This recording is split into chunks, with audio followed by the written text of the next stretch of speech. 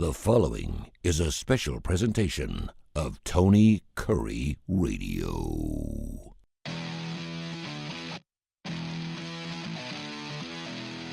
Hello everyone, welcome in students to the game. My name is Alex Baumann. I'm joined by my co-host today, Gray Oldenburg. Gray, we had some interesting returning players to Alabama and Auburn. We're going to go over those. And then the NCAA still can't figure itself out, trying to expand playoffs and NCAA tournament before they can figure out the transfer portal and NIL and all that stuff. They're putting the cart before the horse, so to say, on certain things. And it's a crazy world we're living in right now in college athletics. But let's start with the big stories to us in the state of Alabama, especially in college basketball. The first one being Todd Pettiford returning to Auburn. You have the insight on the story, Gray, being the big Auburn fan of the three people that are on this show. How big is it to get Todd Pettiford back? And were you expecting to get him back after the way he performed in the NBA Combine? The first things first, this was always the plan for Todd Pettiford throughout the season to go through the NBA draft process, to get invited to the Combine and to go get, to go work out for these teams, these scouts, coaches, owners, GMs, that sort of thing, get feedback, that sort of, and stuff. And that was always the plan. And the plan was for him to return. And we got to the end of the season, Todd Pettiford was playing his best basketball, and then we start hearing rumblings of him in the first round, and then he goes to the NBA Combine, just like you mentioned, Alex, and tears it up, has 23 and 8 in the first scrimmage. It just looked dominant out there. It was the best player on the floor in a few of those scrimmages. And yeah, that definitely scared some Auburn fans for sure, because the NBA kept calling. And Todd Pettiford was right on that line of being a first-round type of guy to an early second-round type of player. And I think with him coming back this coming year or this next year, he has a chance to turn himself into that borderline first-round, early second-round type of pick to a lottery pick. Not only getting that extra year of experience, but also coming in, taking on a much bigger role than he had this past year at Auburn. I say like I was scared, but then again, if Bruce Pearl and this staff were truly scared of Todd Pettiford staying in the NBA draft, they would have gone out and got a point guard in the transfer portal. They did not. Auburn did not get a point guard in the transfer portal. And they have Caden Magwood, the incoming freshman 4-star from the Overtime Elite. He can play some point guard. I imagine he will this upcoming year. We could talk about that in a minute, how that's going to how those two can kind of mesh together. But Todd Pettiford, there were 30-ish minutes at the point guard position that Auburn didn't have when Todd Pettiford was in the draft, and the transfer portal had closed. So I think getting Todd Pettiford back immediately takes this team from middle of the pack of the SEC, probably mid-20s in the country, to top 3 in the SEC, and probably a top 10, top 15 team in the country. They get their point guard back. Is there one lone returner? And we know how big retention is in college basketball. The one lone returner, Todd Pettiford, coming back, it's huge. It's massive. Yeah. Auburn also got Filip Jovic from the Euro League coming in to play the center or forward spot. He's 6'9", 20 years old. Mm-hmm. You also talked about the freshman coming in, Caden Magwood, Sebastian Williams-Adams, Simon Walker, and then you got other transfers in Keyshawn Hall from UCF, Keyshawn Murphy from Mississippi State, who most notably missed the game winner against Alabama last year. Yeah. Texas Tech's Kevin Overton, 2 people from the junior college level, that being 7-footer Emeka Oporum, and then Abdul Bashir, who was the best scorer in the junior college level last year, and then a Division II player in Elijah Freeman. I understand Auburn has lost Janai Broome and how big of a hole that leaves on your roster, but you look at the pieces around Todd Pettiford. Is this team depth-wise and as a whole better going into the fall than last year's team was? Because last year there was a lot of question marks around that team. Now they're going to mesh together. Like Denver Jones, is he going to be able to step up? Chad Baker-Mazara, can he stay on the court? Yeah. Dylan Cardwell, can he have the impact he's supposed to have? Even there were question marks about Janai Broome. Can he take that next step and improve his game more than what he already had? But do you think the team is better going into the fall than it was last year?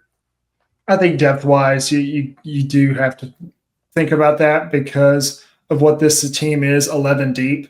Just like you mentioned, Alex, you mentioned all the incoming transfers.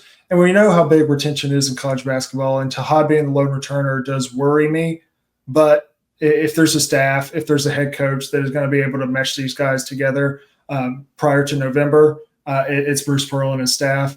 But then you talk about the top-end transfer talent that Auburn was able to get and how those guys can mesh together. Keyshawn Hall, leading scorer in the Big 12 this past year. He's a top 10 transfer in the country type of player. He was a very, very good get. It actually got him before even playing in the Final Four this past year. Being able to pair him with Tahad Pettiford, I think those two have a chance to be the top scoring duo, not just in the SEC, but in the country. Because of what they're going to be asked to scoring-wise, I think Keyshawn Hall takes a bit of the Jabari Smith type of role. And this team's going to look very different. This team's going to look very different, especially on the offensive end. Last year's team ran very heavily through Janai Broome, went through the post, played a lot of inside out. They're real good at running set plays. I feel like this team is going to be a little bit more freelance, a lot more in transition, a lot more three-pointers jacked up. They don't have two. They're not going to have two guys out there that probably shouldn't be shooting threes at all times, like Auburn had with Janai Broome and Dylan Carbone. I know Broome, made a lot of threes last year, but wasn't a three-point type of shooter. But that's not what Auburn's going to be this year. Auburn's going to be the team that you're going to have to guard in transition and out on the perimeter as well. So this team's going to look different. This team is very, very deep, but this team has all the talent in the world to compete for championships, just like they did last year. It's just about how this group meshes together. This upcoming group didn't have the 3 years that some of those guys the year before had. So they didn't have the Chris Moore. They don't have the Dylan Cardwell. They don't have the Chaney Johnson. They don't have the Janai Broome, the Denver Jones, and Chad Baker-Mazara. They don't have those returning guys. Tahad's the lone returner, just like I said. So it's going to be different. Really excited for the wing play on this Auburn team. I think the wings on this team have a chance to be very, very good. I'm talking about Abdul Bashir, the leading scorer in JUCO last year, averaged 27 points a game. Dude's just a bucket getter. Got 4 years of eligibility left as a 20-year-old. Elijah Freeman, coming from D2, is a 4-star recruit out of high school, but chose to go to Lincoln Memorial and play D2 ball, averaged 19 and 8 there. The guy that can really come into his own. And, I say JUCO and I say D2, and a lot of basketball fans immediately write me off and go, that why would you want JUCO and D2? Well, all right. Auburn did get a top 10 transfer from a Big 12 school who was the leading scorer of the Big 12. That's not what this team is missing. Chaney Johnson and Chad Baker-Mazara were also JUCO and D2. They led Auburn to a Final Four last year. So Bruce Pearl and his staff are unbelievable at evaluating and getting those guys on campus and developing them into the players that help win championships at Auburn. I'm really excited for some of those guys, including Keyshawn, both the Keyshawns, really. They're just going to be weird. But Abdul and Elijah Freeman, really excited to see how those guys mesh together in this offense with a guy like Tahad. One guy that we thought, or Auburn fans thought was going to be on the roster going into next year, you talked about him a little bit, Gray, was Chaney Johnson. Bruce Pearl talked about it at the end of your press conference when y'all lost in the Final Four. Because Diego Pavia kind of set the precedent of you play D2 or JUCO, you're supposed to get however many years of that eligibility you spent in that level of college sports. Yeah. But Chaney Johnson didn't get that type of treatment. He was told, you're at eligibility, you got to go hit the draft. And he had to. What transpired there, Gray, to have Chaney Johnson leave Auburn, where people like Diego Pavia are able to get those eligibility years back? Yeah, I think every situation is different with the NCAA right now. And I think that's kind of where Auburn fans and college basketball fans who were thinking about Chaney Johnson, seeing another year of Chaney Johnson at Auburn, were not mistaken, but going a little too early in the process because every situation is different. I think the NCAA is taking that to heart. Every single situation is different. I mean, we've got Zakai Ziegler suing the NCAA for another year right now after starting 4 years at Tennessee. I don't. Can he please go away? Please, I just don't get that. So the NCAA has got to come up with some ways to control that and also to have consistency in that. Where guys like Diego Pavia get rewarded and Chaney Johnson don't. That just doesn't make any sense. So that does suck. I really wanted to see Chaney again. I really feel like Chaney could have been great in a bigger role after coming off the bench 2 straight years at Auburn, backing up Jalen Williams his first year and backing up Janai Broome this past year at the 4 spot. So I feel like Chaney could have been a great addition to this team, but getting a guy like Felipe Jovic from the Serbian team, it will be a good get. Keyshawn Hall can also play in that role as well. So if you want to go small and have both Abdul or Elijah or one of the freshmen out there as well. And then a guy like Sebastian Williams-Adams, who I don't think a lot of people are talking about. He's a unanimous 4-star. He reminds me so much of Jalen Williams, guys. He reminds me so much of Jalen Williams. He's a guy that is going to come in and develop, not going to play a lot immediately, just like Jalen didn't. A guy that's going to come in, develop his outside shot, develop his post scoring, and kind of take that role his sophomore or junior year. As a Bama fan, Gray, don't redshirt him because he's probably going to leave that following offseason. Bama has had the worst luck of just wasting red shirts on players and then leaving the next offseason after speaking so highly of the head coach and the training they were able to do and the growth they had in their game. And then the next season, oh, I'm gone. Chris Parker and Nas Cunningham.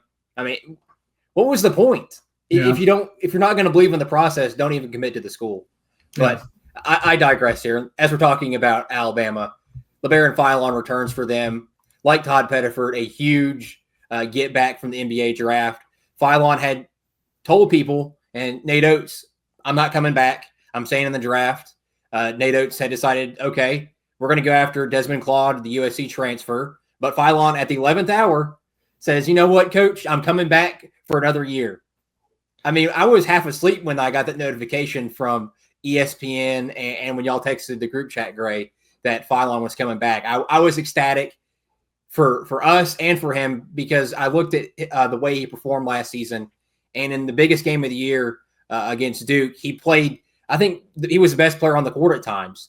But there were times throughout the year where he also disappeared in big moments. His three-point shooting got significantly better throughout the year. You can just look at the growth there. He was arguably the best playmaker on the team at times. Mark Sears, we figured out later in the year, works 10 times better off the ball than he does on the ball. That's going to be an issue for him going into the NBA being so undersized. Yeah. But Philon, he brings a playmaker to a team that needed that. Aiden Holloway, as much as I love him and his ability to create off the dribble, he's not a playmaker. He's more like a Mark Sears type guy where you get him off the dribble or you get him off a screen or a pin down or something like that. Latrell Wrightsol's the same way. Houston Millette, we saw that last year. He's more of a stand in the corner type guy, kind of come off a screen, stuff like that. They lacked a true point guard to facilitate the offense. And getting Philon back gives them that piece. Similar to Auburn, as Auburn didn't have that facilitator if Pettiford didn't come back. Mm-hmm. But both these programs get a facilitator to lead a team and keep some consistency from year to year. That's another huge thing in NCAA now, in football, basketball, baseball, whatever you want, is retention and keeping those key players, whether it's the quarterback in football, the point guard in basketball, starting pitcher in baseball, a goalie in hockey. I'm just throwing stuff out there, but keeping those type of positions are key for a team going year to year. And the growth we're going to see in LeBaron Philon is only going to be up from here. I was afraid he was going to pull a J.D. Davidson and leave a lot of money on the table. I know J.D. left the year before he was able to get NIL money. But we all knew J.D. Davidson was not ready for the NBA draft. He's still in the G League. Granted, he won the G League MVP this year. He's still in the G League. He was not ready. LeBaron Philon wasn't ready. I would argue Todd Pettiford, as well as he played in the NBA draft combine, wasn't ready. So to get these two guys back for the teams in the state of Alabama is a huge, huge get. Probably boost their odds to win the national championship next year tenfold. I'm not sure what they are sitting right here. I'm not a gambler. I don't sit on Las Vegas sportsbook pages and look at how the odds improved, but I can only guess they probably went up a whole lot. But Gray, as an Auburn fan sitting here, how big of a get was LeBaron Philon for Alabama? Oh my gosh. I talked all about how big bringing Todd Pettiford back for Auburn was. LeBaron Philon changes this team from probably, I was going to say, towards the bottom of the half of the SEC to a top 4 team in the SEC and a top 15 team in the country, because he brings that facilitator back, because he's going to be able to let Aiden Holloway and Latrell Wrightsell play off ball. He's a bigger guard. He's going to be able to be physical with smaller guards in that unbelievable schedule that Alabama has. It's that's what was Alabama's kryptonite in that Duke game, was the size of their guards. They could not guard inside with their guards, and Duke and John Shire just abused that. And Philon, give him credit, was probably the best guard out there that day. And getting him back is huge. Thought it was definitely weird the way that went down, for sure. He completely closed the door on it. And then at just about 15, 20 minutes before the final deadline, decided to come back. I know Nate Oates had that bag ready for him, and that is as best well money as you can spend nowadays on a player, because not only is it retention, it's a guy that's familiar, but it's also the exact guy that Alabama needs. My worry about Alabama right now is the wing spot. They are not big at the wing spot at all. Getting Taylor Bobowen, I don't know how you say his name. Taylor Bobowen. I think he is the closest thing to a Grant Nelson replacement. He's very good on the defensive end, super long, not as big as Nelson was, not as powerful, but has some length. But I really worry about the wing length there. But getting Philon back kind of prevents the worry of also being small at the point guard position. I think that's why they were going after a guy like Desmond Claude from USC, is he's bigger. He's not near the player as LeBaron Philon is, not near as the shooter, not near as the offensive playmaker, but he is long and he's tall. And that's what Alabama needs from that 1 through 3 position right now, especially if Taylor Bobowen will play the 4 and Sherrell at the 5. So we'll see. This Alabama team interests me more than almost any other team in the SEC because of how good their guards are and how small their wings are. That's my one worry. But Nate Oates, that coaching staff, they're going to have that offense absolutely humming. Those threes will absolutely be flying from Coleman Coliseum. But I really do hope they use Aiden Sherrell as much as they can this upcoming season. I think Aiden Sherrell has a chance to be the best player on Alabama this year. That's including LeBaron Philon. I think Sherrell, if you ran your offense through Sherrell, if he takes that step that we kind of thought we were going to see his freshman year, if he takes that step, Alabama's got a chance to compete for the SEC title this year for sure. And don't forget about the big guy Noah Williamson as well alongside Sherrell. Gives a different type of rim protection, but also 3-point shooting. We saw that with Cliff Amore last year, where he would come in the game and he was no threat to shoot the 3-pointer. For sure. And a lot of times the teams would just collapse in the paint. Mark Sears couldn't get to the basket and draw a foul like he loves to do, or as Auburn fans say he loves to do. But having everybody on the team can shoot a 3-pointer. That's something Nate Oates has not had at his time in Alabama, is even the centers can shoot. I mean, you go back to Charles Bediako, a walking liability. Mm-hmm. Walking. Both ends of the court, to be honest with you, because he would play 15 feet drop coverage and get beat to the basket, which still baffles me to this day. But you get all these key players back, and you like the Latrell Wright, Solon Alabama, Philon, Aiden Holloway, Aiden Sherrill. You bring in the key transfers. There's a huge ceiling for this Bama team, just like Auburn. Oh, for sure. I don't think it's the same type of ceiling that last year's team had, where the expectation was to win the national championship. Well, yeah. I mean, Nate Oates said Sweet 16. He really expects to get past that point. But this team, it's not the same. You don't have Mark Sears and Grant Nelson. You don't have that veteran leadership like that. No Wrightsell and Millett, those type of guys. But Mark Sears, you cannot replace the best player in your program history just like that. Oh, for sure. There's no way. There's no way around it. And don't even get me started about how Bethea has his number now. Don't know how that's happened. Oh, my goodness. That's ridiculous, first of all. But this Alabama team is going to rely. I hate the live and die because that's weird, but they're going to rely on that three-point shot from their guards. Yeah. Aiden Holloway's got to be 42%. Latrell Wrightsell's got to be 42%. Philon's got to be 37 or above. Bethea's got to be 37 or above. And if they are, they're going to be that offensive team that nobody wants to play because at any moment they can go for 100. In any game, they can score 100. But also in any game, they could score 60 and get beat by 20. So that is the biggest thing with this Alabama team. They will rely on that three-point shot. If it is going down, as Michael Jordan said, the ceiling is the roof.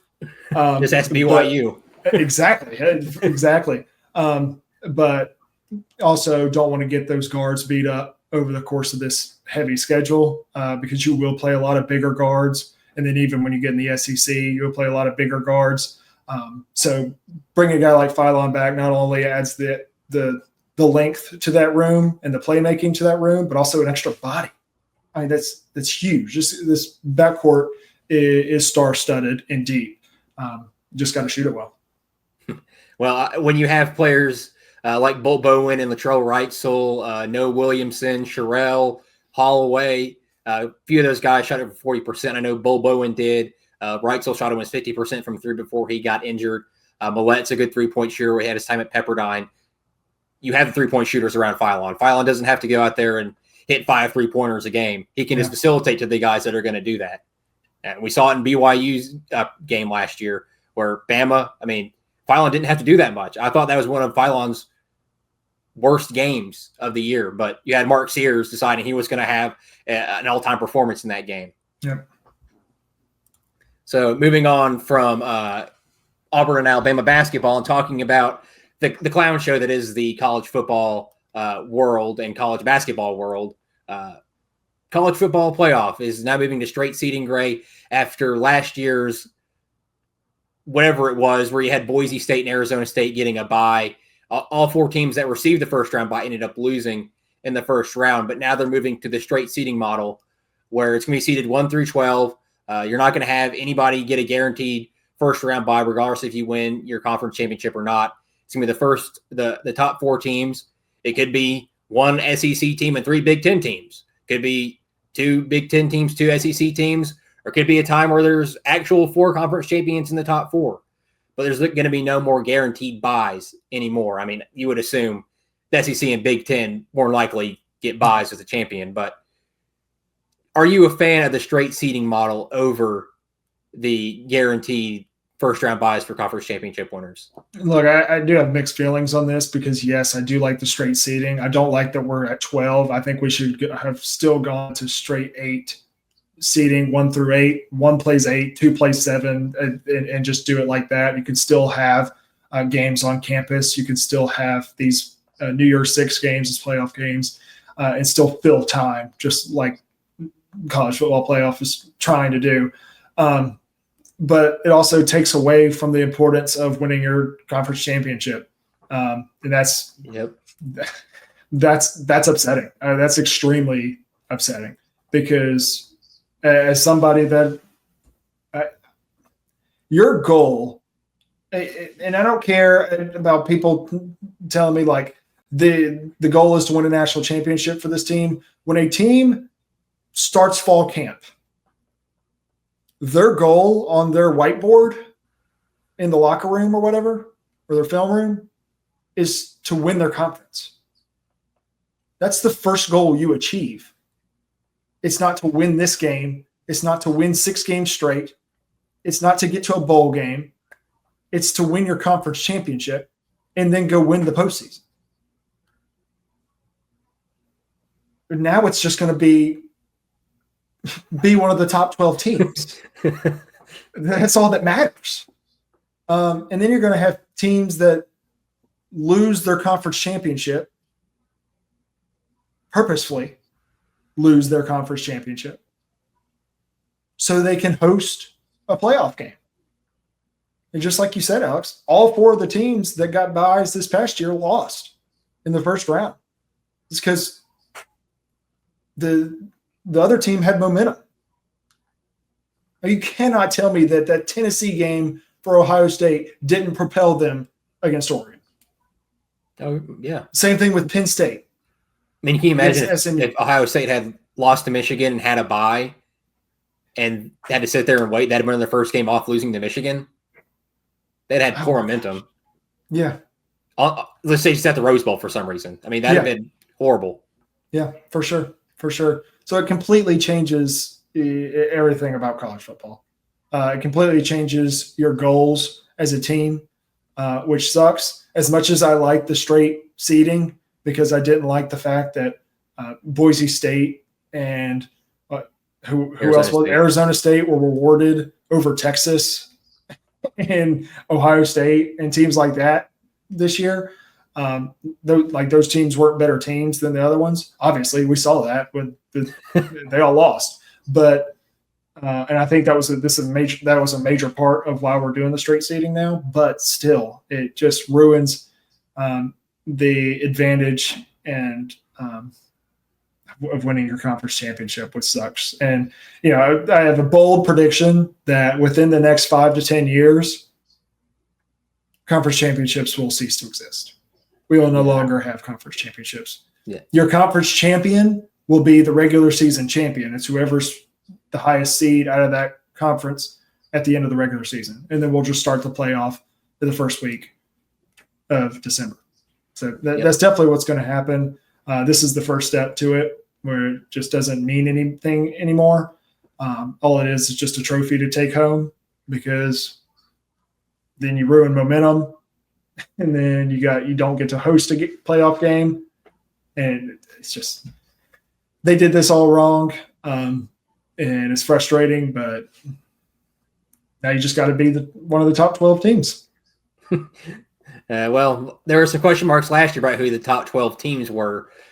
Gray, SMU, Clemson getting in over the likes of Alabama, Ole Miss, and South Carolina. I know Clemson won their conference. It's just you said you're a fan of 16 over 12. What would that format look like if they were to expand to 16? Are you the proponent of getting 4 guaranteed spots for the SEC, 4 guaranteed spots for the Big Ten, 2 for the Big 12, 2 for the ACC, 1 conference championship for the group of 5, and then the at-large bids, those being the 4 at-large bids? Are you a fan of that, or are you the 5 conference championship winners and the 11 at-large? Well, personally, to be clear, I would rather have 8. I'd rather just do 8. The 8 best teams play.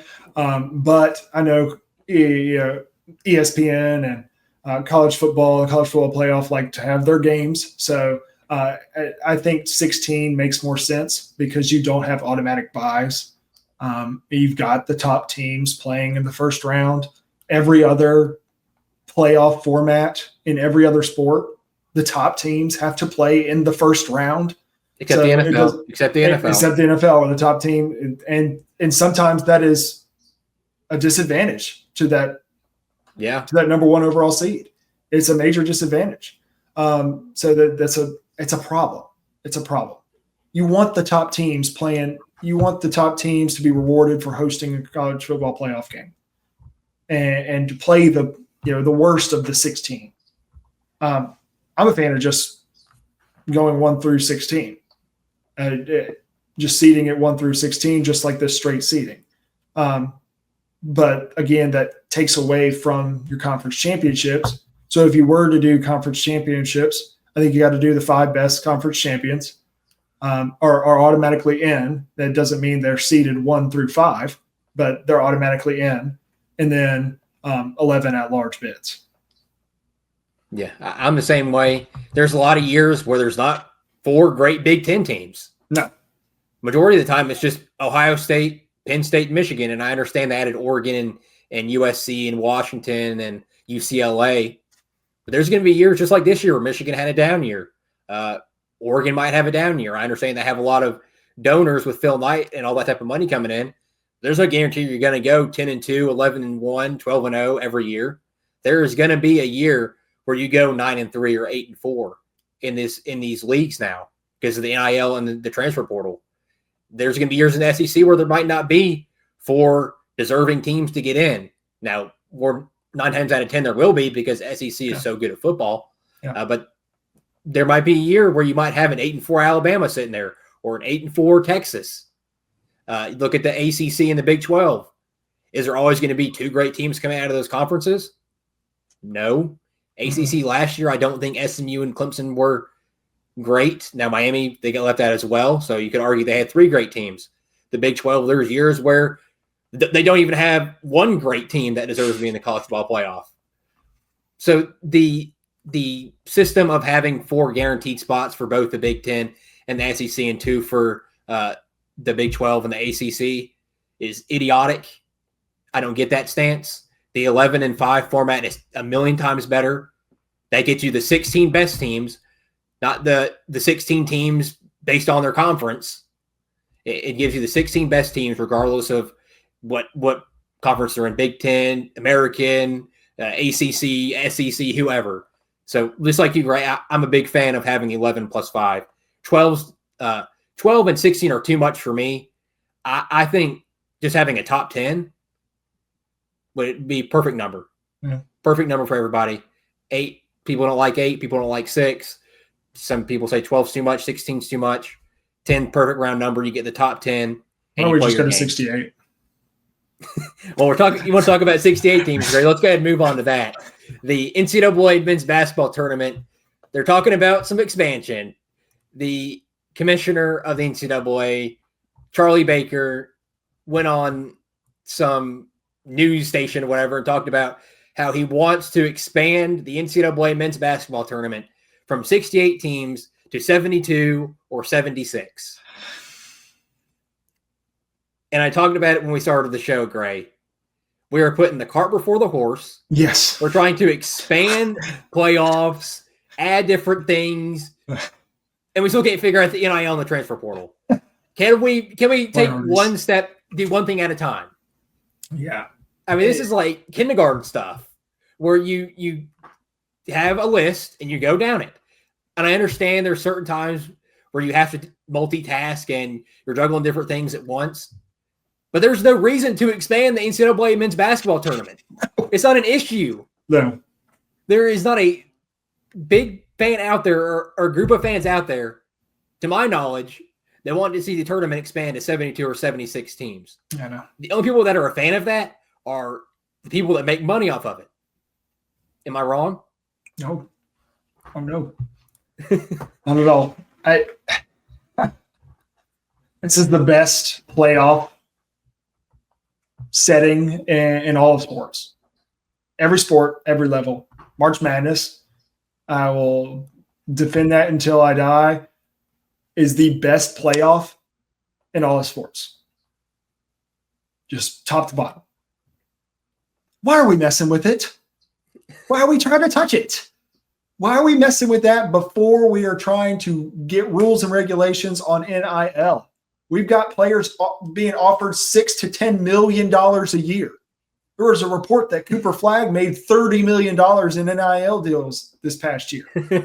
That's more than he's going to make in his NBA first-year salary on being the first overall pick. That's crazy.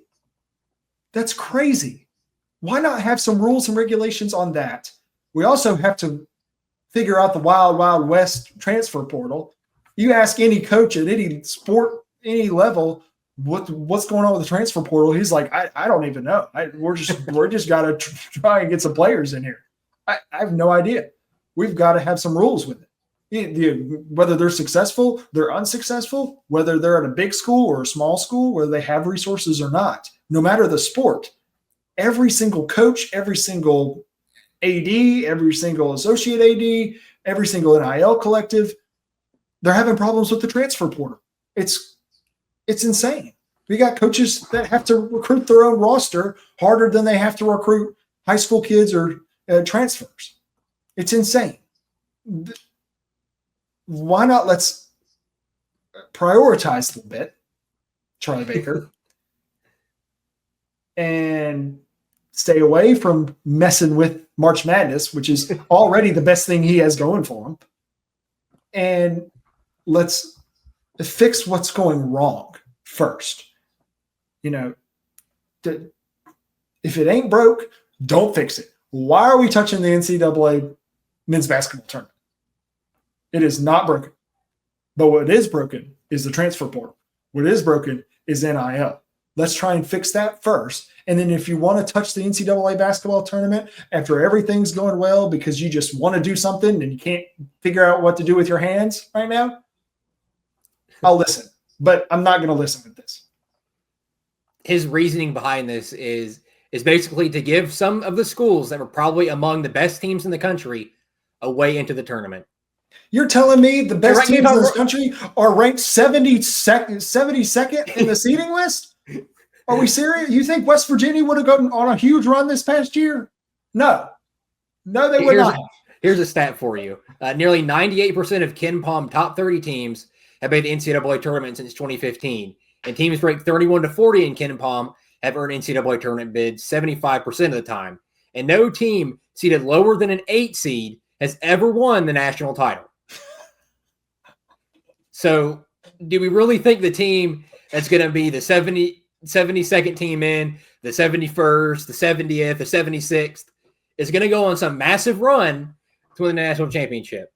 Now, they may shake up the tournament a little bit, might get an upset here or there, but are they going to really affect the tournament that much to the point where it's going to change the outcome of a UConn making the run they made the past 2 years before what the previous tournaments had? So is it going to make that big of a difference? No. Expanding. Did we watch this past year's tournament? It was as chalk as it has ever been. I understand this year is a little bit of a different type of year, and you can't take 1 year out for a whole sample size. But, the Elite Eight was 1 seed, 2 seed, 1 seed, 2 seed, 1 seed, 2 seed, 1 seed, 3 seed.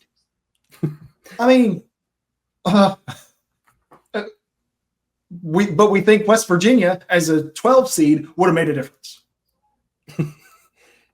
Troy Baker actually cited Indiana State from 2023-2024 as the reason. Oh, man.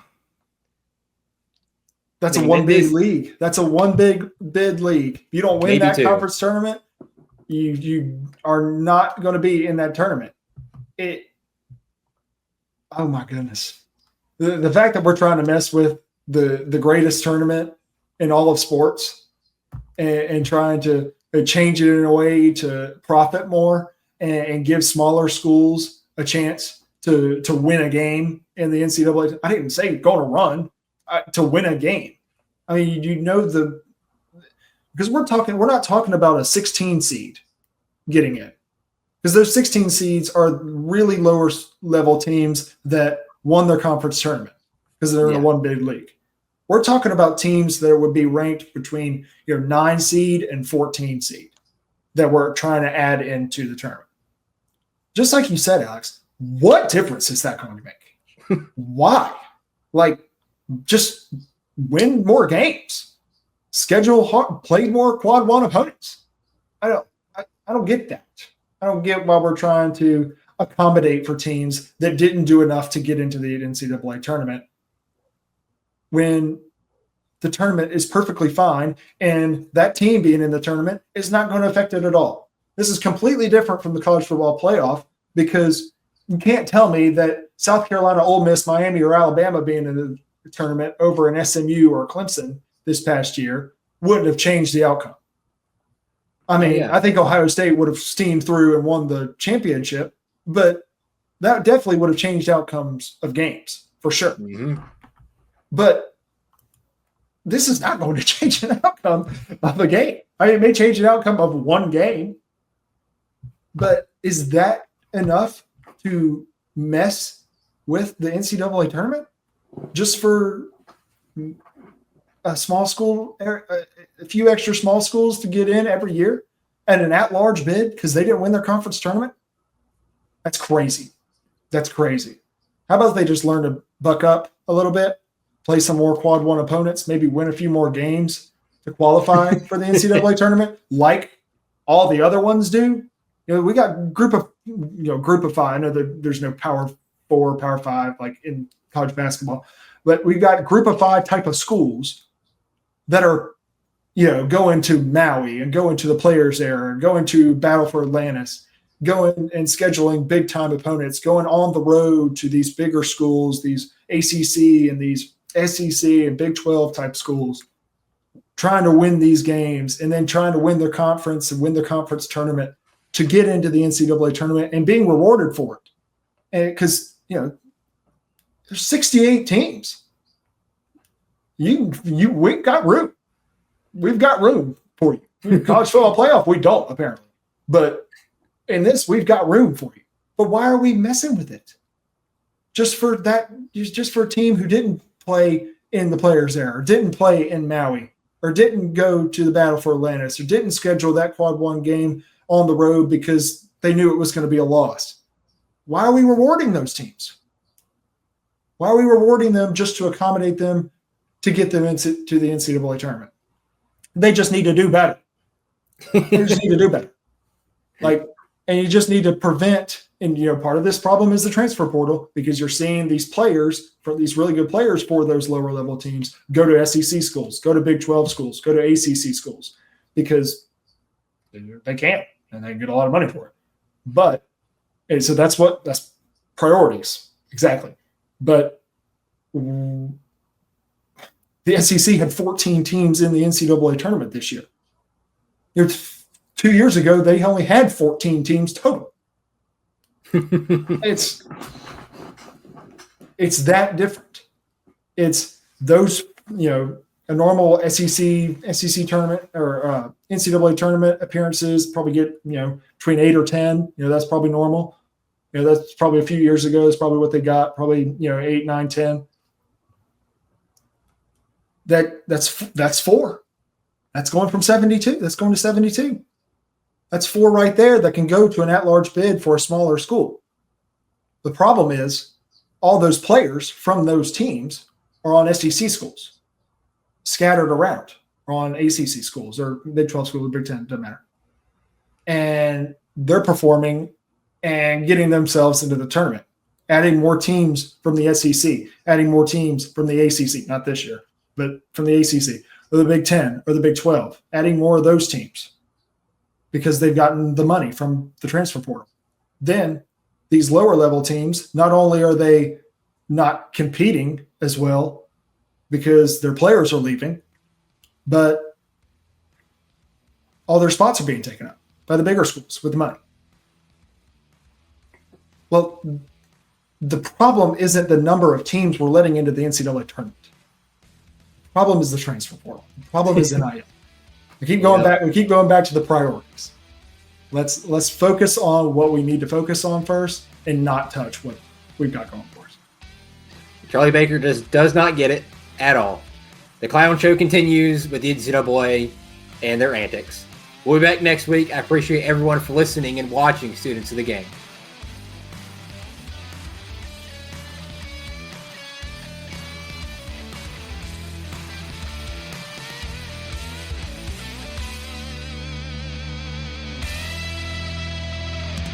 This has been a special presentation of Tony Kurre Radio.